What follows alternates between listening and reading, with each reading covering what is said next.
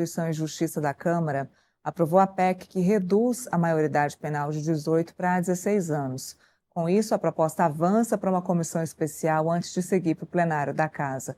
Agora, caberá a Hugo Mota definir a instalação da comissão especial e, eventualmente, pautar a votação da matéria no plenário, mas o governo é contrário ao avanço da PEC. Repórter Marília Ribeiro vai nos explicar como está essa articulação entre o Palácio do Planalto e o Congresso Nacional. Oi, Marília, muito bem-vinda.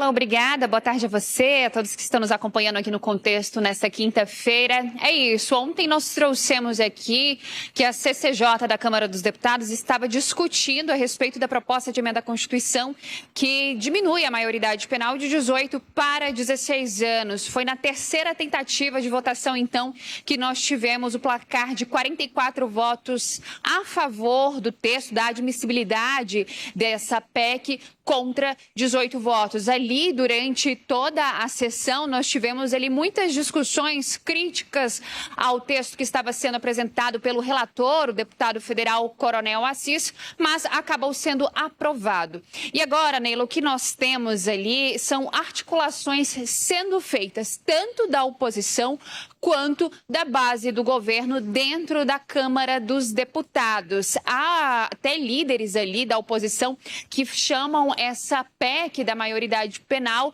de a PEC 6x1, né? Da proposta ali 6x1 da oposição. Isso porque eles vão batalhar para que esse texto seja votado antes das eleições que acontecem em outubro. Como você disse, essa PEC ela ainda precisa percorrer um caminho, ela precisa passar ainda por uma comissão especial que deve ser instalada pelo presidente da Casa, Hugo Mota. Depois, sendo aprovada nessa comissão especial, ela segue para o plenário da Câmara dos Deputados, sendo votada ali em 2 turnos, tendo pelo menos 308 votos em cada turno. Agora, existe também uma pressão ali para o presidente Hugo Mota, para que ele venha fazer a instalação dessa comissão especial, porque ali os parlamentares vão debater com entidades, setores ali responsáveis por essa área, né, para poder diminuir a maioridade penal, tanto a parte de segurança pública quanto o próprio Estatuto da Criança e do Adolescente deve entrar em campo.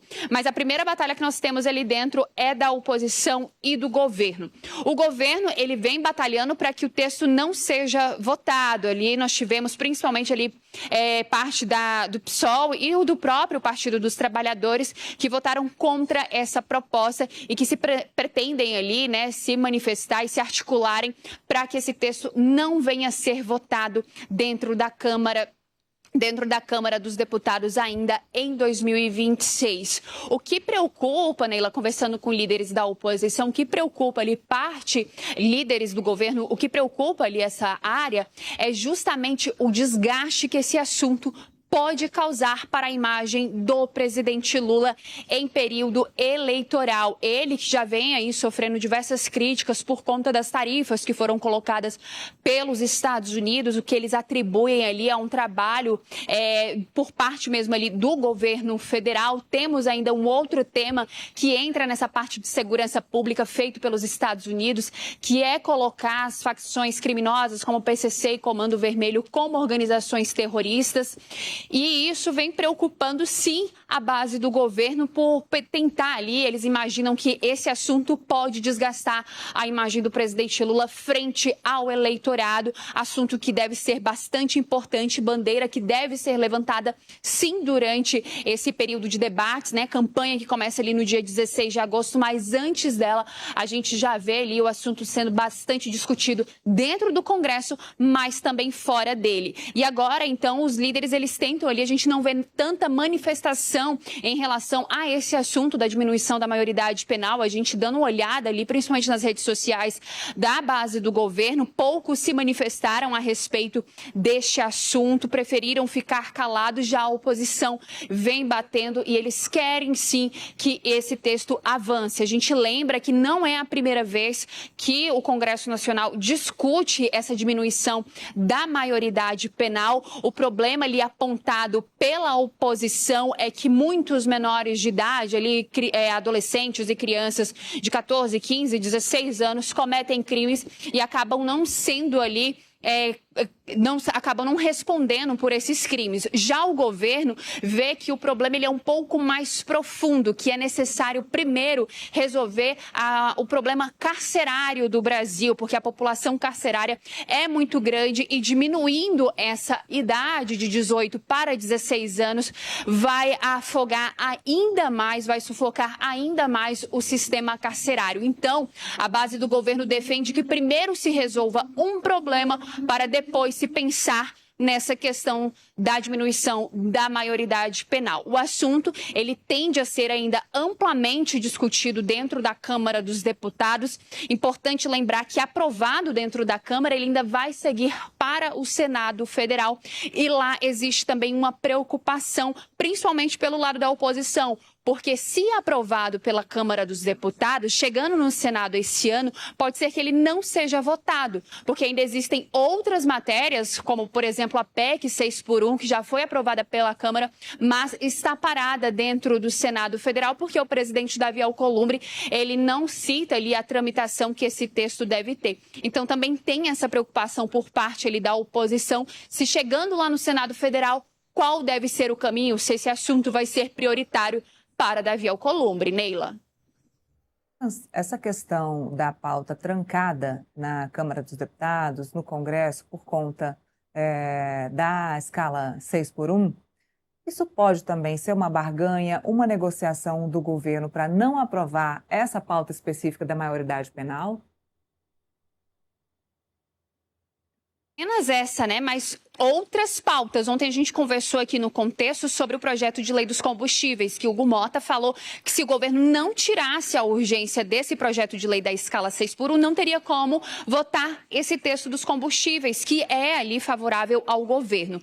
Mas o que a gente ouve ali dentro do Congresso Nacional, Neila, é o seguinte: mesmo que tire ali a urgência dessa proposta que o prazo venceu ali no dia 30 de maio, mesmo que tire e destrave a pauta na Câmara dos Deputados e aprove ali outras propostas, chega lá no Senado, fica tudo travado. O Davi Alcolumbre não dá andamento. A gente tem o exemplo aí desse fim da escala 6x1, a PEC, mas também temos outro, como, por exemplo, a PEC da Segurança Pública, que já chegou no Senado Federal há bastante tempo e não há sinalização de que ela avance. Existem parlamentares que falam que o assunto só deve ser debatido ali por Davi Alcolumbre depois das eleições, então somente depois de outubro.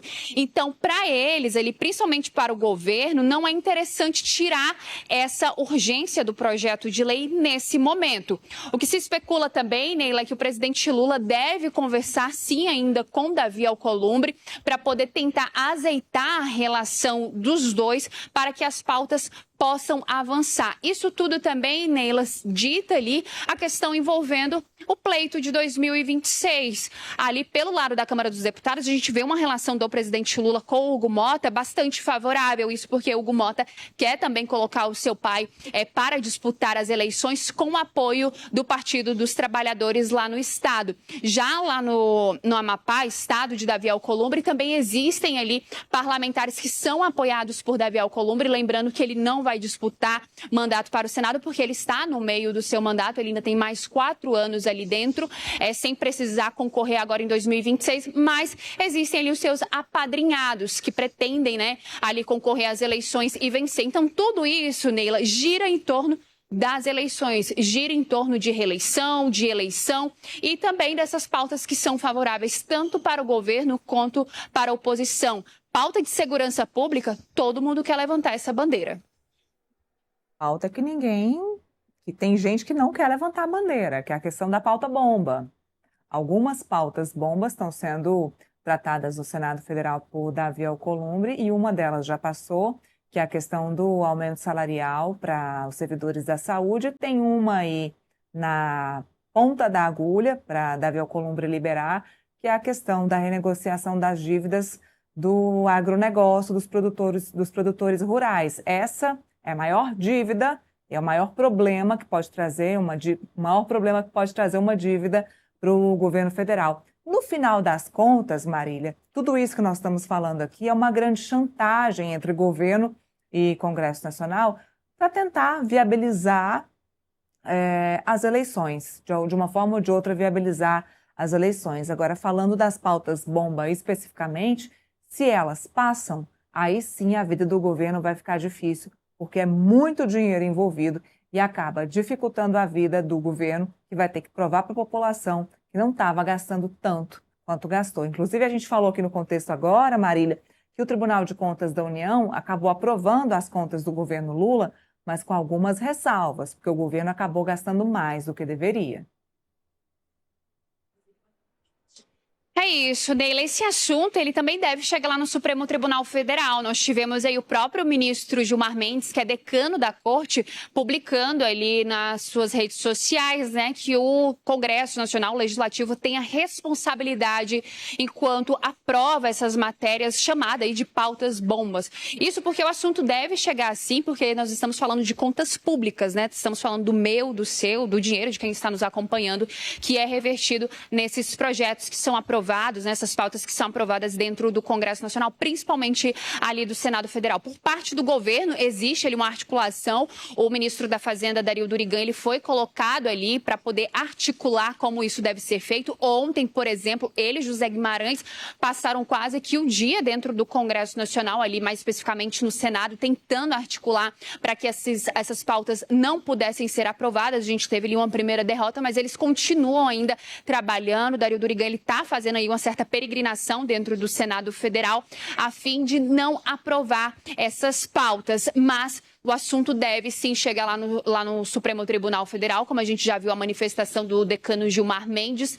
E aí agora cabe, né, Neila, ao Congresso Nacional, ali a Davi Alcolumbre, pautar. Ele está pautando colocando esses projetos pautas bombas em andamento, mas está deixando ali outros assuntos que é de interesse da população de lado por conta, sim, dessas articulações que envolvem tanto o Executivo quanto o Legislativo. É contextualizado. Marília Ribeiro, obrigada. Bom trabalho para você aí no Palácio do Planalto.